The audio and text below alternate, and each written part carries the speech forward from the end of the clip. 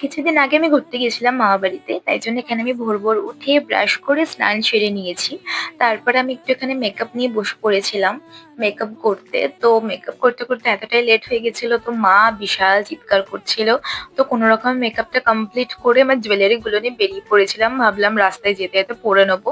তো টোটোয় যেতে, যেতে জুয়েলারি গুলো পরেও নিয়েছিলাম। তারপরে স্টেশনে গিয়ে দেখি ট্রেন চলে এসেছে। তো দৌড়ে, দৌড়ে কোনরকমে ট্রেনে উঠে ২ থেকে ২.৫ ঘন্টা জার্নি করে ফাইনালি পৌঁছলাম মামাবাড়িতে।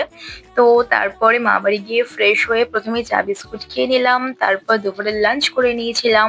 তারপরে একটু আমি রেডি হয়ে একটা নাচের শুট করে নিয়েছিলাম। দেন ওটা কমপ্লিট করে ফ্রেশ হয়ে একটু টানা ঘুম দিয়েছিলাম। কারণ ভোরবেলা উঠেছিলাম তো প্রচন্ড ঘুম পাচ্ছিল।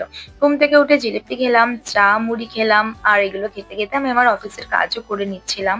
তারপরে রাতের ডিনার করে সবার সাথে গল্প-টল্প করে এভাবেই আমি আমার দিনটা শেষ করলাম।